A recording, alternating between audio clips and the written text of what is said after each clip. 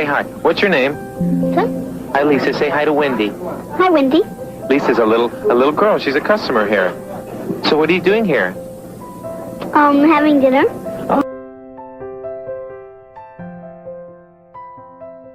So this is actually my first true crime case, but I am trying to change a few things up a bit. So instead of focusing on the fact that Lisa was a victim, we would like to try to paint a picture of her portrait of what she could have been like. Now, there's not much we could find about her personality, but however, we did find some information on her date and time of birth, which will help us paint an estimated portrait of what her personality could have been like. Okay, we understand that astrology is not supported by modern science, but because this is the only tool available to us, we decided to use it to get to know Lisa a little bit better. Now, if you're not interested in hearing about our interpretation by going off her astro chart, then yeah, just feel free to skip ahead and the timestamps are listed right down below.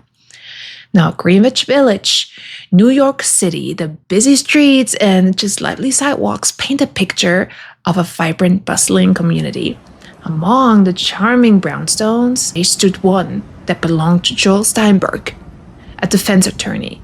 So from the outside, it looked just perfect, right? And inviting. However, inside, just a completely different story unfolded. So this house is located at 14 West 10th Street. It was built in the 1850s. And at first, it was just a house. And then it eventually got converted in the 30s into an apartment complex with 10 separate apartments. This is also where Joel, Hedda, and Lisa resided in at the time of Lisa's passing. So this house has witnessed about 22 deaths, including Lisa Steinberg's passing. It is known to be haunted, and people have seen several different apparitions. Each apartment there, each unit, lays about 950 square feet with 2 bedrooms and 1 bathroom, up to 1,000 square feet, also with 2 bedroom and 1 bathroom. Now, Joel resided in Unit 4W, which is also where Lisa and Hedda resided in. Lisa Steinberg's smile could light up any room, but behind the doors of a charming Greenwich Village brownstone, her bright spirit was shrouded in unimaginable darkness.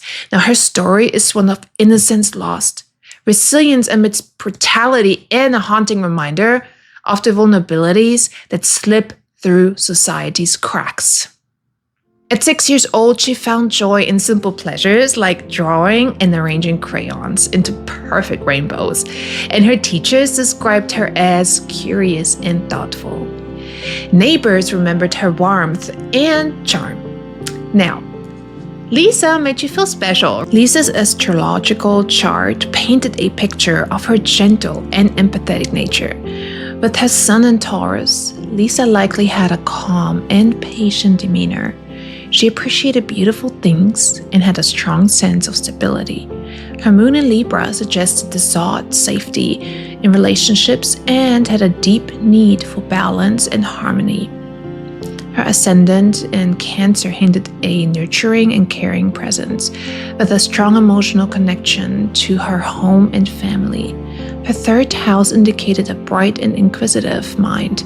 Lisa was naturally curious and enjoyed learning.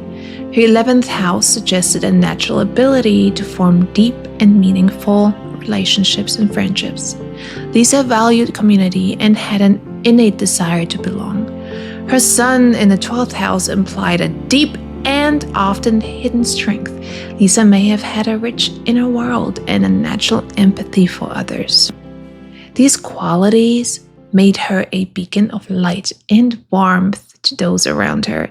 Now, it's important to note that this astrological chart is used to paint a picture of Lisa and help interpret her life and personality. So Lisa's biological mother gave her up for adoption, hoping to provide her a better life. Joel Steinberg, a successful defense attorney, took her in. On the surface, his life looked polished with a successful career and just cultured lifestyle. Behind closed doors, it was a different story, one filled with darkness and brutality. Old electronics equipment, papers, and dirty clothes covered the floors. There were bloodstains on the walls. An exercise bar with hair and blood on it hung from a hook. Mitchell's playpen sat by a large desk. We found, I believe it was cocaine, marijuana, and some other drugs. The apartment was, I've never seen an apartment in 22 years in a police department, in any place, in the poorest of neighborhoods or the best of neighborhoods. It just was a filthy, filthy apartment. Hints of trouble began to appear early on. Lisa often had bruises, which were explained away as clumsy accidents. She seemed withdrawn at times, and her usual spark dimming. Her vivid imagination and kind heart made her presence all the more special. Her resilience and strength, even in the face of such adversity, were remarkable. Despite the unsettling clues, Joel was charming and persuasive. He often hosted dinner parties where his guests were just none wiser about the horrors that unfolded behind closed doors.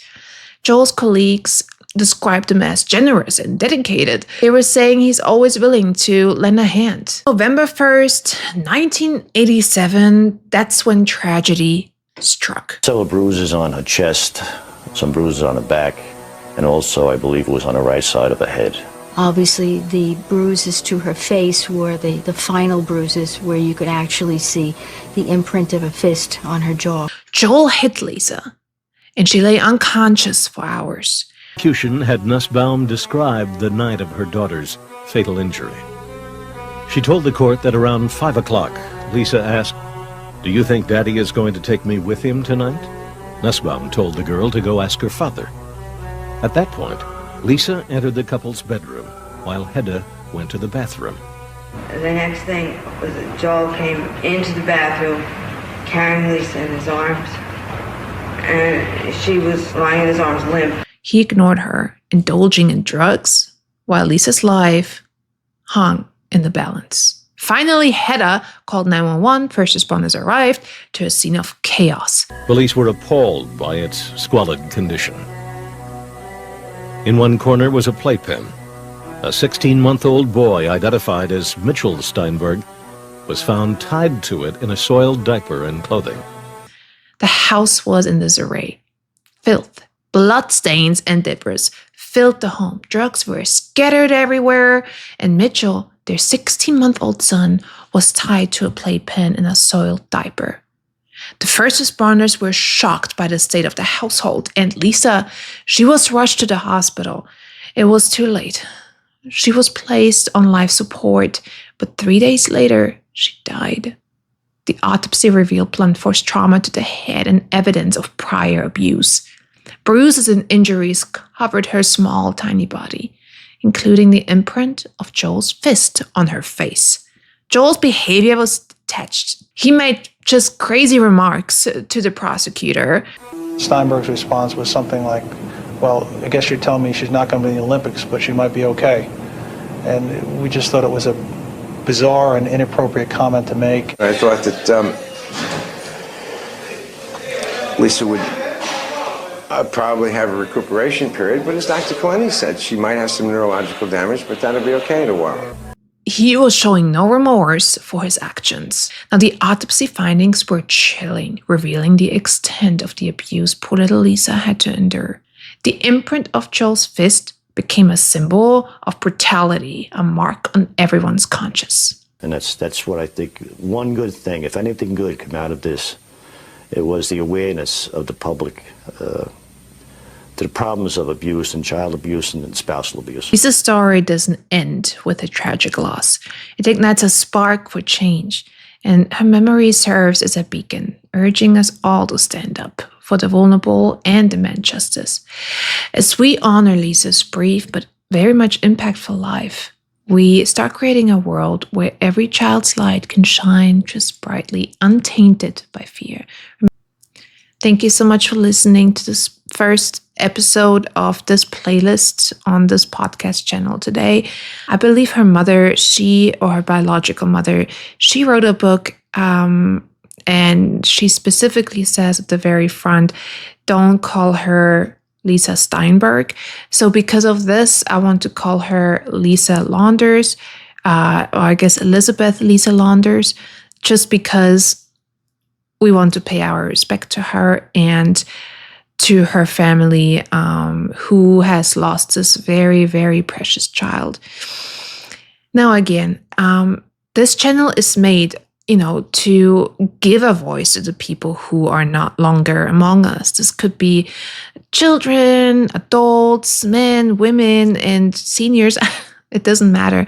What matters is to try to understand their personality and that there were so much more than just victims. This playlist on this channel is called Light a Candle. So let's light a candle. It's not a real candle. Okay.